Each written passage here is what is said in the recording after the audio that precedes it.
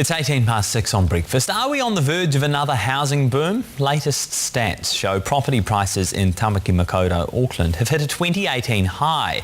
Sales are also up 40% on this time last year, while in the capital, property values in the cheapest suburbs have also soared. They're more than 50% higher than they were 3 years ago. So, what does all of this mean? Here to break it down for us is property commentator Ashley Church. Tēnā koe, Ashley. Thanks for being with us. G'day, What's Jack. behind these rises, do you think? Oh, look, just to relate to your first question, which was, are we on the precipice of another boom? The answer is no. You'll remember we've talked in the past about this housing cycle, where we have an increase in prices over a period of time. It then flattens off for a period of time, and then it starts going up again. We know that the market peaked in 2016, at least according to mortgage registration figures from Velocity. And we know that since then, 2017 and this year, Auckland prices have flattened right away, and that they will start doing that in the rest of the country over the next couple of years.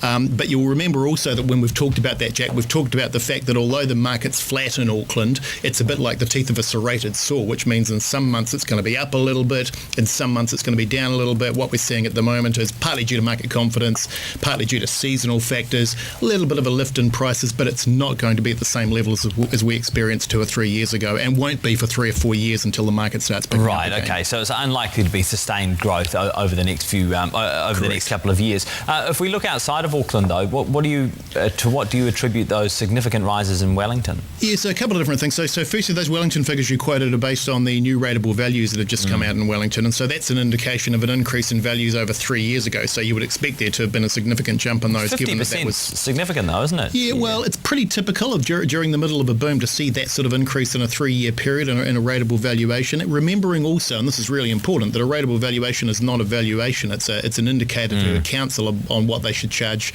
in respect of rates on that property. So if you want to know what your property's actually worth, the only way to do that is either to get it valued by a registered valuer or to sell it, and the market will actually tell you.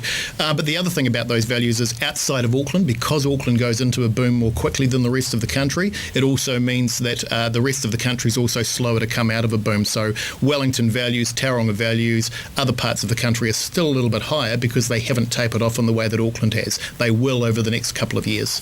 Who loses out of all of this? I don't think anybody loses. I mean, if there was a massive drop in values of property, there might be some losers. That's not likely to happen. At least the evidence of the last 4 decades, the last 40 years tells us that.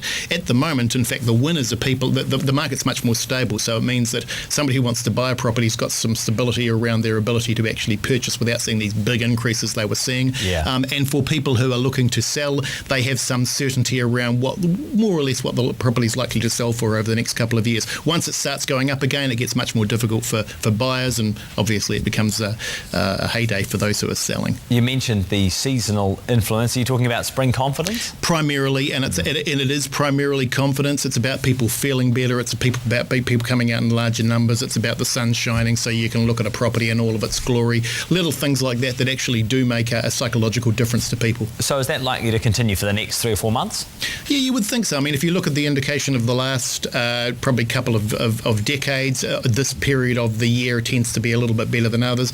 Interestingly, it tapers off in January, and the reason for that is because Kiwis disappear off on their holiday and don't come back. So often you'll see real estate figures actually showing that the market actually drops away in January. Right. But then those figures pass through into February and March, and you see a little bit of an increase then as well. And then, of course, in winter it tapers away again. Fantastic. All right. Thank you so much, Ashley. Just before you shoot off, it is Melbourne Cup Day, of course, and so the boss has given us a bit of a sweepstake to do this morning. Sure. $500 to your top charity. So I'm going to pick you. Are you happy for me to pick your horse this morning? Absolutely. Who have I got? Okay, you have got Runaway. I have no idea what that is. I don't know. But I mean, if you're going solely on names, that's got to be a good thing, right? Sounds good. Hopefully it's running away in the right direction. Too right. All right. Thank you so much, Ashley. Appreciate your time. There's property commentator Ashley Church.